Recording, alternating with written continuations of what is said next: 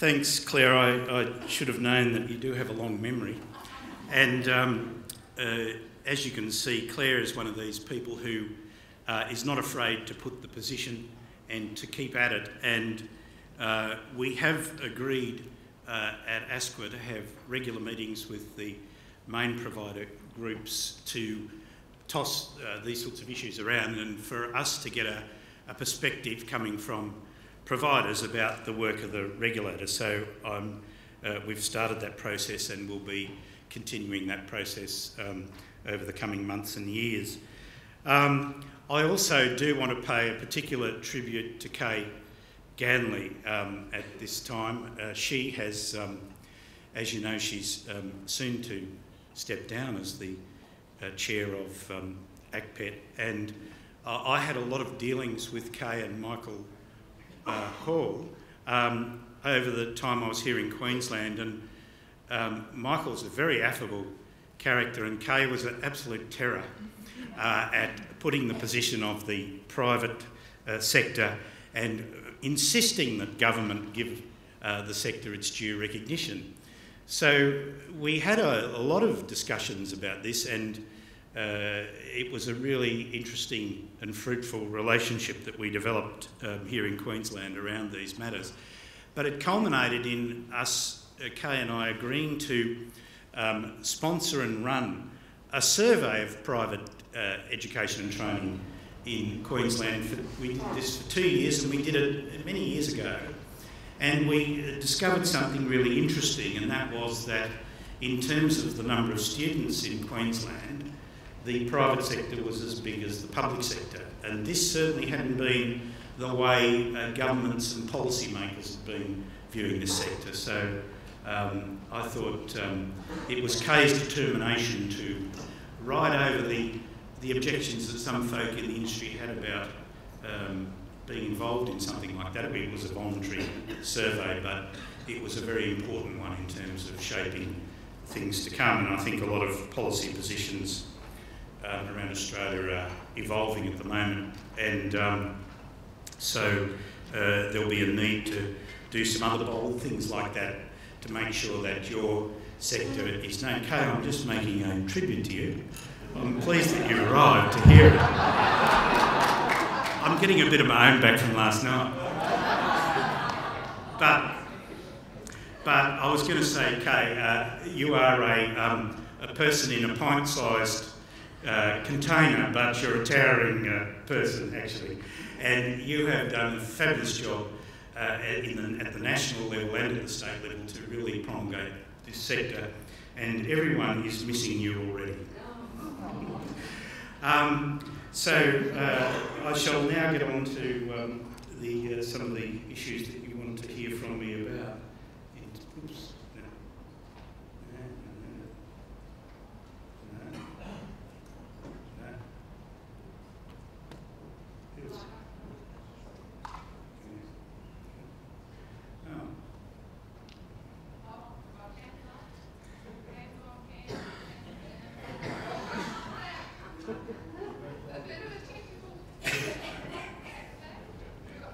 There we go. Good. Thanks for that. Okay, to the next slide. Right. Well, I think it's been quite a monumental decision by most of the governments of Australia, but not all, as you'll see in my discussion, to agree to establish a national approach to vet regulation. The different gauge railway problem that we've had in Australia and a lot of things has also plagued us in the vet sector for some time. Even though we've had a national system, we've got national qualifications, and we've got supposed to have mutual recognition, although it doesn't always apply. It's been, I think, a barrier to the next round of development of this sector not to have a coherent and proper approach to national regulation. On Wednesday, Senator Evans introduced a bill into the Parliament of Australia to amend the Vet Regulator Act after a consultation that has occurred around the country and a Senate committee to it as well. And importantly, it's going to add some objects to the Act for why we've established a national vet regulator, and I'll just read them to you.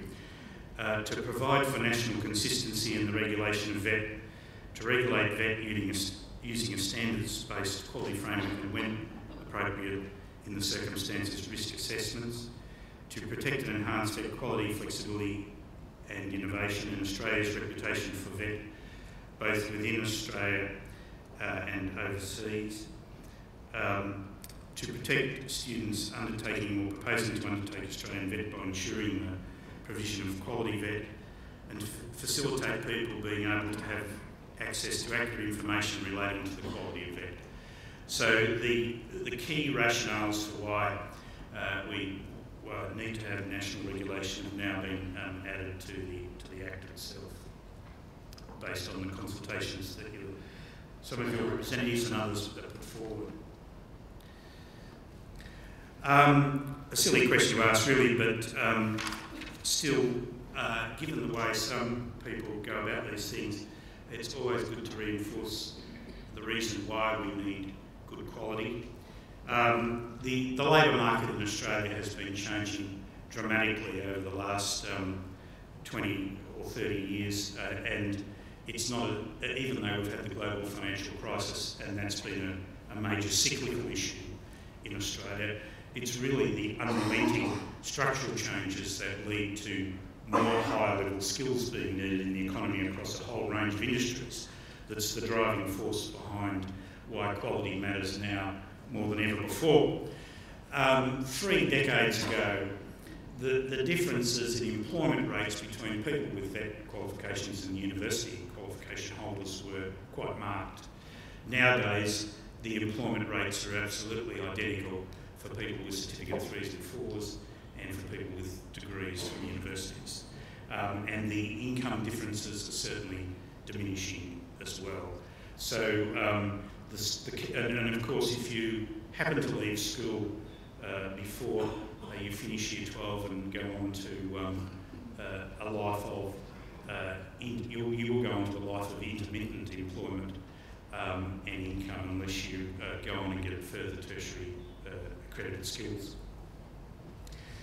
That figure of 57% used to be the other way around, 75% not that long ago. It's really a massive change that we're experiencing. Of course, our international reputation in education and training exports also depends almost entirely on quality.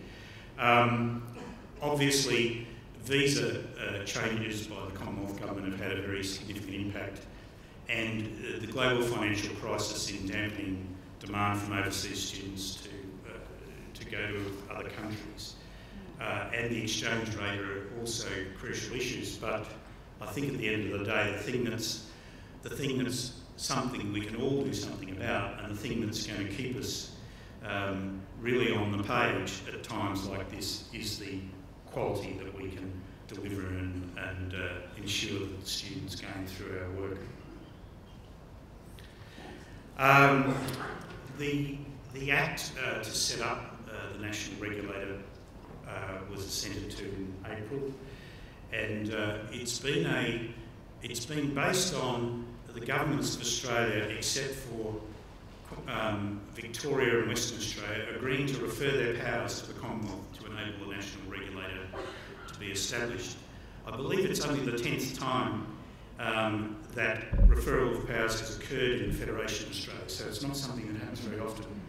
The most notable one, of course, was the income tax powers during the Second World War, something I'm sure some of the states are a bit sorry about now. The Act also covers the ACT and the NT. New South Wales came into ASCA on the 1st of July, and the RTOs in Victoria and WA that operate across state borders in referring states or have overseas students are under ASCA's regulation as well. Queensland, South Australia